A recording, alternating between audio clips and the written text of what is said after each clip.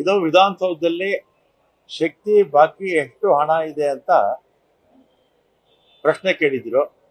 ಪ್ರಶ್ನೆ ಕೇಳಿದಾಗ 4,000 ಕೋಟಿ ಬಾಕಿ ಇದೆ ಅಂತ ಹೇಳಿದ್ದೀನಿ. ಆಮೇಲೆ ಇದನ್ನ ನಾರಾಯಣ ಸ್ವಾಮಿ ಅವರು ಟ್ವೀಟ್ ಮಾಡಿದ್ರು. ವಿಪಕ್ಷದ ನಾಯಕರು, ವಿಪಕ್ಷದ ನಾಯಕರ ಗಮನಕ್ಕೆ ತರೋದಕ್ಕೆ ಇಚ್ಛೆ ಪಡ್ತೀನಿ. ಅವರು ನಮ್ಗೆ 2023ರಲ್ಲಿ ಅಧಿಕಾರ ಬಿಟ್ಕೊಟ್ಟಂತ ಸಂದರ್ಭದಲ್ಲಿ 4,000 ಕೋಟಿ ಸಾಲ ಬಿಟ್ಟು ಹೋಗಿದ್ದಾರೆ.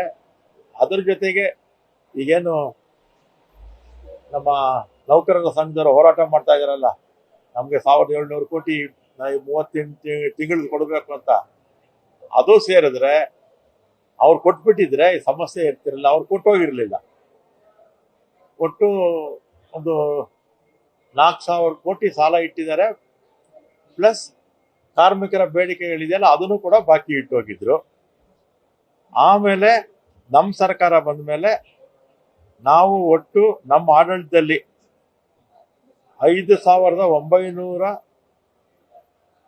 ಅವ್ರು ಮಾಡಿರ್ತಕ್ಕಂಥ ಸಾಲವನ್ನು ನಾವು ತೀರಿಸ್ತಾ ಇದ್ದೀವಿ.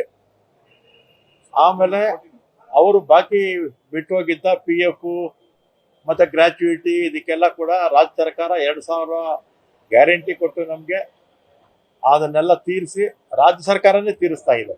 ರಾಜ್ಯ ಸರ್ಕಾರ 2,000 ಕೋಟಿ ತೀರಿಸ್ತಾ ಇದೆ. ಆಮೇಲೆ ನಮ್ಮ ಅವಧಿನಲ್ಲಿ ಅವರ ಅವಧಿನಲ್ಲಿ ಒಂದು ರಿಕ್ರೂಟ್ಮೆಂಟ್ ಮಾಡಿರ್ಲಿಲ್ಲ. ನಮ್ಮ ಸರ್ಕಾರ ಬಂದ್ಮೇಲೆ ಒಟ್ಟು 10,000 ಜನ ನಾವು ರಿಕ್ರೂಟ್ಮೆಂಟ್ ಮಾಡಿದೀವಿ. ಒಟ್ಟು 5,800 ಬಸ್ಸು ತಗೊಂಡಿದೀವಿ ನಮ್ಮ ಅವಧಿನಲ್ಲಿ. 800 ಬಸ್ಗೆ ಹತ್ತತ್ರ 2,400 ಕೋಟಿ ಆಗುತ್ತೆ ನಮ್ಮ ಕಾಲದಲ್ಲಿ. ಎಷ್ಟು?